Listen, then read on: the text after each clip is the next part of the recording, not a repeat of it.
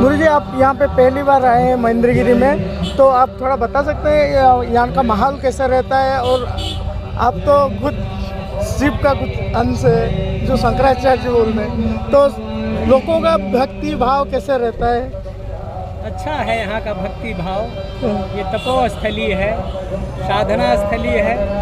पुरुषोत्तम मास का ये मेला अपने आप में अद्भुत है, अद्वितीय है। जहाँ नौ कुंडात्मक हरिहरात्मक वैदिक ऋचाओं से उन परम सत्ता ईश्वरी सत्ता का अर्चन हवन हो रहा है, नाम संकीर्तन हो रहा है जो कलयुग का प्राण तत्व है, और कथा से लोगों का ब्रेन सर्विस हो रहा है, शुद्ध हो रहा है, पवित्र हो रहा है, जो भक्ति और मुक्ति का मार्ग प्रशस्त है। आप जब प्रवचन देते हैं तो लोग जमा के रहते हैं सुनने के लिए, उत्साह होकर रहते हैं, वो आप उनके प्रवचन माध्यम से क्या बताना चाहेंगे?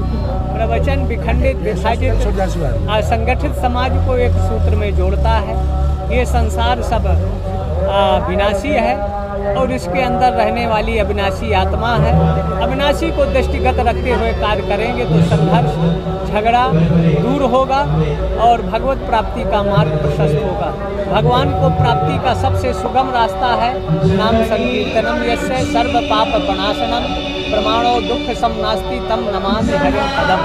भगवान के नाम लेने से व्यक्ति के जन्म जन्मांतर कल्प कल्पांतर युग युगांतरों का पाप नष्ट होता है, पुण्य अभ्युदय होता है और भगवत प्राप्ति का मार्ग प्रशस्त होता है। ये सिद्ध भूमि है, तपोस्थली है। सतयुग त्रेता द्वापर हर युगों में जब दुष्ट शक्तियों ने यहाँ अशांति पैदा करना चाहा तो तब से शक्ति अर्जित से भगवान परशुराम ने उन दुष्टों का दमन किया, तामसी राजसी प्रवृत्तियों का दमन किया, सात्विकता का उत्कर्ष किया। तो सात्विकता का आधार है मेला और ये यज्ञ सबको जोड़ता है एक सूत्र में। विश्व शांति का आधार भी ये है। जो अखंड भारत का सपना है वो कैसे साकार हो पाएगा? समय आने पर सब साकार होगा और अखंड भारत, खंडित भारत को अखंड एक दिन बनाया जाएगा। और जो भारत से बिछड़े हैं, कैलाश मानसरोवर गया है, सिंध गया है, ग्रह वायुमंडल का ऐसा वातावरण निर्मित हो रहा है कि इन सब का पुनः भारत में मिलेगा, विलय होगा। और मुसलमानों को भी अब सोचना चाहिए, ईसाइयों को सोचना चाहिए, इनके मूल में जाएं। 100, 200, 500 साल तो इनके पूर्वज सभी हिंदू थे, इसलिए अब इनको ये स्वीकारना होगा और अपना प्रत्यावर्तन कराकर अपने मूल धर्म में वापसी करेंगे तो भारत एक रहेगा, श्रेष्ठ रहेगा, नेक रहेगा। ठीक, धन्यवाद।